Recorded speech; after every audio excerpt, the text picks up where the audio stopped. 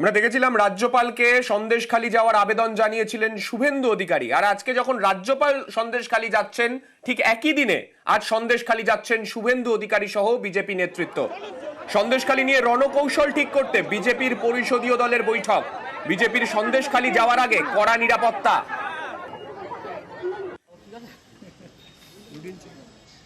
আমরা দেখেছিলাম শুভেন্দু অধিকারী দুদিন আগেই আমরা দেখেছিলাম রাজভবনে গিয়ে তিনি দাবি জানিয়েছিলেন রাজ্যপালকে সন্দেশখালী যাওয়ার। আজকে রাজ্যপালের যাওয়ার একই দিনে তিনিও আজকে যাচ্ছেন, তার কর্মসূচি রয়েছে। কি কি কর্মসূচি তার আজকে থাকবে জেনে নেব। আমাদের প্রতিনিধি ভেঙ্কটেশ্বর রয়েছেন আমাদের সঙ্গে। ভেঙ্কটেশ্বর, শুভেন্দু অধিকারীর আজকে কি কি কর্মসূচি থাকছে দিনভর?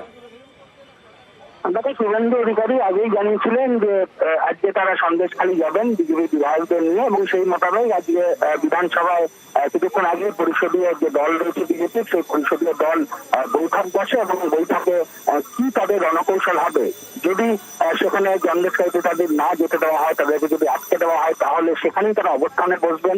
পাশাপাশি যদি আটকে দেওয়া হয়, সেখানে মহিলা যারা রয়েছেন বিধায়ক, তাদেরকে যাতে যেতে দেওয়ার অনুমতি দেওয়া হয় সেই আবেদন করা হবে। কিন্তু কিছুক্ষণ আগেই তুমি জানিয়ে রাখো যে সন্দেশখালীর পাশাপাশি একেবারে পরিষদীয় দলের বৈঠকের পরেই আমরা দেখতে পারি বিজেপি বিধায়ক এবং শুভেন্দু অধিকারীরা তারা সেই সন্দেশখালীর পাশাপাশি বলে যে গেঞ্জি, সেই গেঞ্জি পরে তারা কিন্তু কিছুক্ষণ আগে অধিবেশন কক্ষে ঢুকেছেন, এবং সেখানে অধিবেশন কক্ষে ঢোকার পরেই এই মুহূর্তে বিধানসভার অধিবেশন কক্ষে তুমুল হই হট্টগোল শুরু হয়েছে।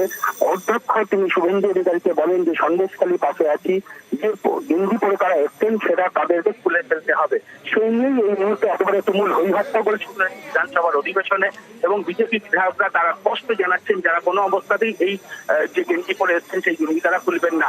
যদিও তারা স্পষ্ট জানিয়েছেন কিছুক্ষণের মধ্যেই তারা সেখান থেকে বেরিয়ে যাবেন এবং সন্দেশখালীর উদ্দেশ্যে রওনা হবেন। সবগুলো এই মুহূর্তে বিধানসভার অধিবেশনে তুমুল হই হট্টগোল হচ্ছে বিজেপি বিধায়কদের সঙ্গে শাসক পক্ষের যারা বিধায়ক রয়েছেন তাদের সঙ্গে। এবং সন্দেশখালী পাশে আছি, সেই গেঞ্জি খুলতে হবে শুভেন্দু অধিকারীকে, এমনটাই কিন্তু বলেন অধ্যক্ষ। তারপরেই কিন্তু বিধানসভা একেবারে উত্তপ্ত হয়ে উঠেছে এবং পরিষদীয় দলের বৈঠকে স্পষ্ট করে দেওয়া হয়েছে তারা সন্দেশখালী যাবেন।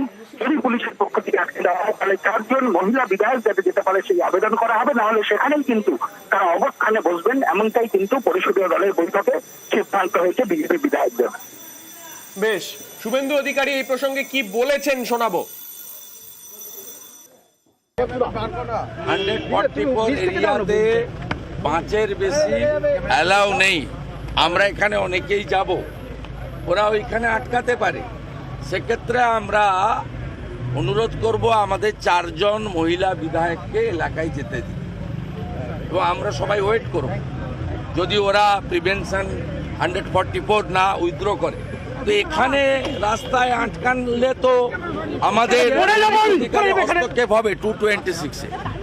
তার জন্য আমরা যে প্রতিবাদ করব সেটা শিষ্টাচার এবং গণতন্ত্র মেনে।